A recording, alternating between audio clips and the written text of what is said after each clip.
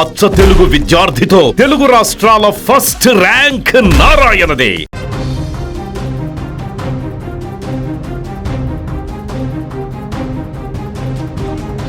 116 ఏళ్ల వయసు అంటే చాలా మంది ఎలా ఉంటారు? కృష్ణారామ అంటూ ఇంట్లోనే దేవుణ్ణి తలుచుకుంటూ ప్రశాంతంగా గడపాలని అనుకుంటారు. కానీ ఈ భామ మాత్రం అందరికీ భిన్నంగా ఆలోచించింది.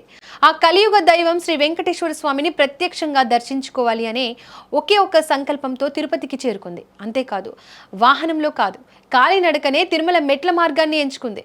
యువకులకే సవాల్గా అనిపించే ఆ అలిపిరి మెట్ల మార్గంలో ఆమె ఒక్కో మెట్టును ధైర్యంగా అధిరోహిస్తూ ముందుకు సాగిందే.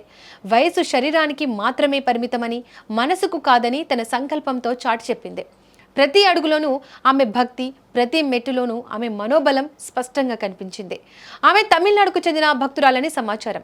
కుటుంబ సభ్యుల సహాయంతో నెమ్మదిగా మెట్లు ఎక్కుతున్నప్పటికీ ఆమె ధైర్యం, ఆత్మవిశ్వాసం చూసిన భక్తులు ఆశ్చర్యం వ్యక్తం చేస్తున్నారు. తిరుమలకు కాలినడకన వెళ్లడం అనేది ఎంతో మంది భక్తులు మొక్కుగా భావిస్తారు. అలిపిరి మార్గంలో సుమారుగా 3550 మెట్లు, దాదాపు 9 కిలోమీటర్ల నడక ఉంటుంది. ఈ ప్రయాణం పూర్తి చేయడానికి సాధారణంగా 3 నుంచి 5 గంటల సమయం పడుతుంది. ఇలాంటి కఠినమైన మార్గాన్ని కూడా 116 ఏళ్ల వృద్ధురాలు అధిగమించేందుకు ప్రయత్నించడం ఇక్కడ విశేషంగా మారింది. వీడియోలో ప్రతి మెట్టును ఎంతో ఓర్పుతో ఎక్కుతూ కనిపిస్తున్నారు. కుటుంబ సభ్యులు పక్కనే ఉండి ధైర్యం చెబుతూ, అవసరమైన చోట సహాయం చేస్తూ ముందుకు తీసుకెళ్తున్న దృశ్యాలు కనిపిస్తున్నాయి.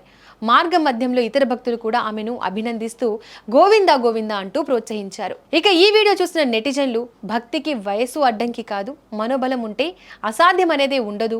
నేటి యువతకు ఈ భామ స్ఫూర్తి, ఆమె ఆరోగ్యం, సంకల్పం నిజంగా అభినందనీయం అంటూ సోషల్ మీడియాలో కామెంట్లు చేస్తున్నారు.